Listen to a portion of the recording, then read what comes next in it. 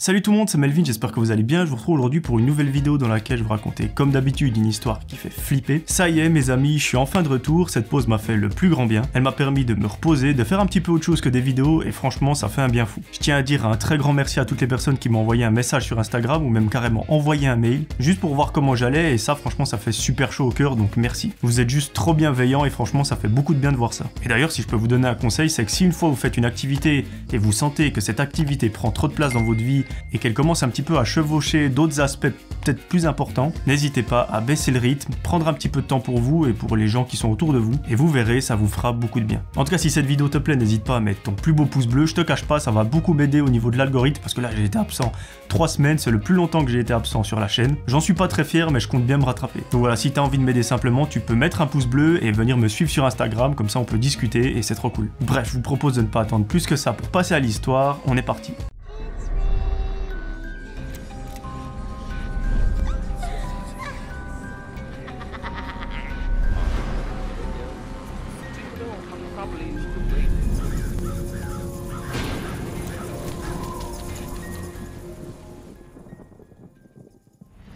Aujourd'hui mes amis, c'est l'histoire de Clara. Clara a aujourd'hui 23 ans et cette histoire elle s'est passée en Suisse. À l'époque des faits, Clara est étudiante dans une université en Suisse. Elle ne nous précise pas le domaine dans lequel elle évolue, mais apparemment ça lui plaît énormément. Et ça lui plaît tellement qu'elle passe la plupart de son temps libre à réviser parce qu'elle est vraiment passionnée par ça. Donc j'ai envie de dire, elle révise constamment, mais ça d'un côté tant mieux parce que quand il y a des examens, c'est assez facile. Clara, malheureusement, vu qu'elle est encore en études, elle n'a pas forcément les moyens de se prendre un appartement, du coup, elle vit naturellement chez ses parents. Elle a sa petite chambre, elle ne manque absolument de rien, et elle est juste trop contente. Un fameux jour, lorsque Clara se connecte à Facebook, elle voit qu'elle a une demande d'amis. Elle nous avoue qu'elle l'a acceptée très rapidement parce que la photo de profil l'a beaucoup attirée. C'était un garçon d'à peu près son âge, et surtout, un détail qui l'a un petit peu réconforté, c'est de voir qu'elle avait des amis en commun. En gros, ce profil Facebook était ami avec les mêmes personnes que Clara. Donc, logiquement, ça instaure une sorte de confiance, on se dit « Ah ouais, il est pote avec tel et tel, forcément c'est quelqu'un de bien ». Enfin, après cette histoire, vous vous poserez peut-être un petit peu plus de questions au moment d'accepter une demande d'amis,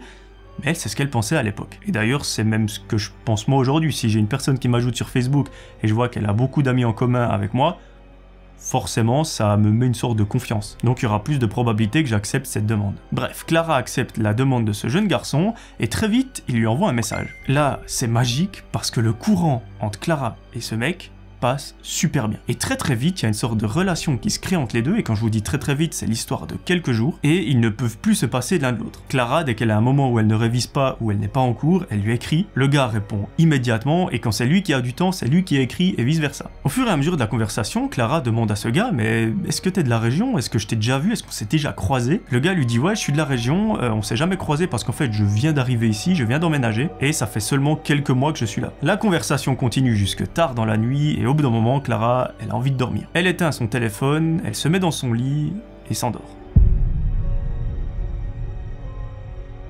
Le lendemain matin, elle se réveille, elle prend un petit déjeuner, elle prépare ses affaires et part en direction de l'université. Là-bas, c'est une longue journée de cours super ennuyante qui l'attend, et à 19h, c'est un jour où elle finit super tard, elle prend le bus pour rentrer chez elle. Une fois arrivée à la maison, elle fait à peu près comme tous les autres jours, elle enlève ses affaires, monte dans sa chambre pour parler à ce garçon sur Facebook. Là, à sa grande surprise, elle ouvre l'application et voit un nouveau message de ce garçon. Dans ce message, il est écrit « Tu es très belle aujourd'hui ». Clara a des papillons dans le ventre en lisant ce message, mais au bout de quelques secondes, elle se dit « mais on s'est jamais rencontrés, comment est-ce qu'il peut savoir à quoi je ressemble autre que mes photos sur Facebook ?» Et là, elle lui dit « mais t'étais dans le bus, pourquoi t'es pas venu me voir? On aurait pu discuter, se rencontrer pour la première fois en vrai. » Le gars lui dit « ouais, j'étais à l'arrière du bus, j'ai pas vraiment eu le courage de venir te parler, mais t'inquiète pas, la prochaine fois je le ferai. » Clara dit « ok, bah, pas de souci, alors je me réjouis qu'on se recroise dans le bus, en tout cas, si je te vois, moi je viendrai te parler. » Sauf que le problème, c'est que Clara, elle a uniquement 2 photos de ce garçon. Il y a sa photo de profil où on voit plus ou moins son visage, et une autre photo où on voit absolument rien. Elle a été prise dans la nuit, c'est tout flou, enfin il faut pas espérer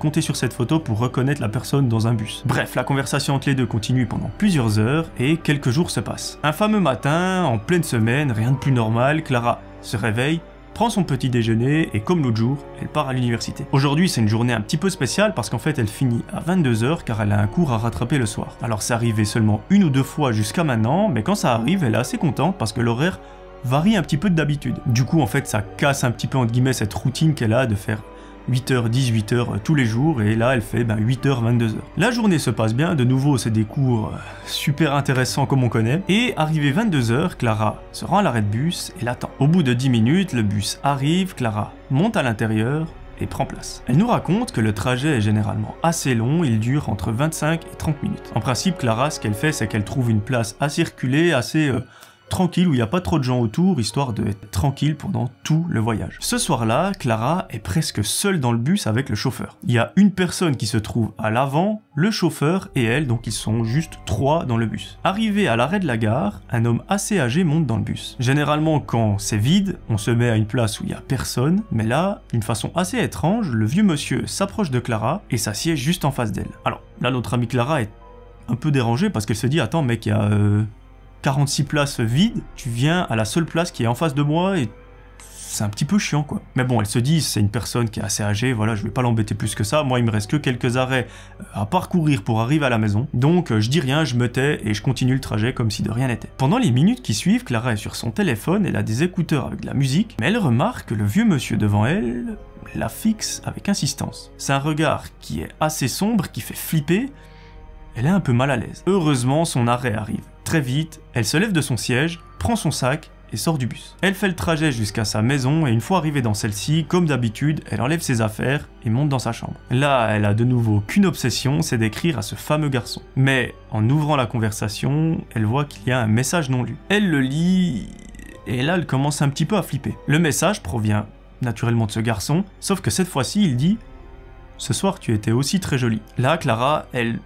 commence vraiment à bugger. Elle lui dit « Mais on avait dit que si tu me voyais dans le bus ou en ville, etc., tu venais me voir, mais aujourd'hui, tu n'es pas venu. » Et là, le gars lui dit « Si, je suis venu m'asseoir devant toi. » Clara, à ce moment-là, elle ressent plein d'émotions. Elle ressent de la peur extrême, de la colère, de la tristesse, bref, tout se mélange, mais surtout, elle est vraiment flippée. Elle se dit « Mais attends, je suis en train de parler à un mec qui est censé avoir mon âge, peut-être un an de plus, la personne qui est venue s'asseoir devant moi, elle avait peut-être 50 ans de plus que moi. Il y a un truc qui joue pas. » Là, elle décide de lui répondre, elle lui dit « Mais attends, t'as quel âge? Est-ce que t'es vraiment le jeune garçon à qui je parle sur Facebook ou t'es cette vieille personne qui est montée à l'arrêt de la gare ?» Et là, il lui avoue, il lui dit « Écoute, je suis pas le jeune garçon que je prétends être. Je suis effectivement cette vieille personne qui est montée dans le bus ce soir-là. J'ai beaucoup trop honte d'approcher des jeunes femmes comme toi de par mon âge. C'est des choses qui se font pas trop. Donc c'est pour ça que j'ai décidé de créer un faux compte et de mentir sur les réseaux sociaux pour pouvoir m'approcher de jeunes femmes comme toi. » Clara, au moment où le garçon dit ça, elle décide de le bloquer et de le supprimer. Parce qu'en fait, elle a trop peur. Elle se dit « Mais ce gars,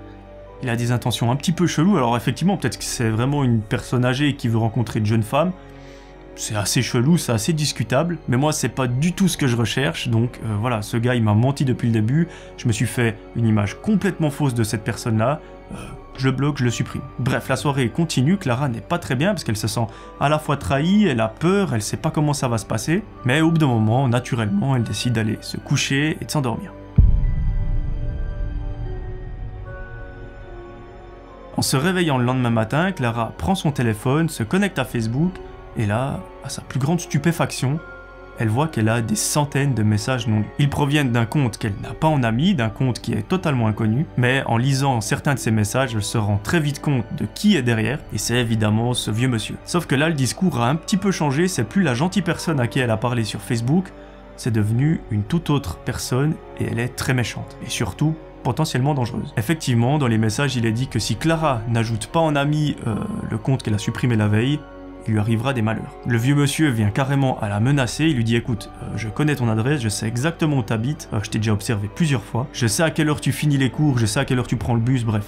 Tu ne pourras pas m'échapper, donc t'as pas vraiment le choix que de me rajouter en ami sur l'autre compte. » Clara, elle commence sérieusement à paniquer parce qu'elle se dit cette personne, c'est une vraie personne, je l'ai croisée en vrai et il sait exactement où j'habite, ce que je fais, à quelle heure je termine, etc. Le premier réflexe qu'elle a, et je pense c'est le bon, c'est de supprimer, de bloquer et de signaler ce compte-là, en plus de l'autre. Et là, elle décide d'en parler à son père, et son père, il a la bonne idée d'appeler la police. Surtout qu'on sait que cette personne est bel et bien réelle et qu'elle est dans les environs, donc faut juste pas jouer avec ça. L'après-midi même, Clara et son père se rendent au commissariat, discutent un petit peu avec les policiers pour voir ce qu'il peut faire et ce qu'il leur conseille de faire. Et là, ça me rappelle, je crois, la dernière vidéo que j'ai faite, c'est un petit peu la même chose, ils leur disent « Mais sans une plainte, on ne peut rien faire. Donc si vous voulez qu'on intervienne, on peut le faire, et il faut que vous portiez plainte. Après une discussion, Clara décide de porter plainte pour menace, et à partir de ce jour-là, une enquête a été menée et apparemment, ce vieux monsieur a été retrouvé assez facilement. Malheureusement, on n'a pas tous les détails concernant cette histoire et concernant les motivations de cette personne, mais apparemment, il est tombé fou amoureux de Clara, et c'est même pas être amoureux, c'est juste être obsédé par elle parce qu'il la suivait absolument partout, toute la journée, là où elle allait. Il l'attendait à la sortie des cours, il l'attendait devant chez elle, mais Clara ne s'en est jamais rendu compte, parce que logiquement, elle s'attendait à voir un jeune garçon, et c'était tout l'inverse, du coup, elle ne l'a jamais vu. Ou alors, elle a peut-être croisé du regard inconsciemment, mais jamais elle s'est doutée que c'était lui. Donc cette personne a été arrêtée, elle a été jugée pour ce qu'elle a fait. On ne connaît malheureusement pas la peine, mais au moins ce dont on est sûr, c'est que Clara, aujourd'hui, elle vit très bien, plus rien ne lui est arrivé après ça. Elle n'a plus du tout de contact avec cette personne, donc elle imagine qu'elle a plus de téléphone ou je ne sais quoi. Entre-temps, elle a changé de numéro de téléphone, elle a supprimé son compte Facebook, elle en a recréé à nouveau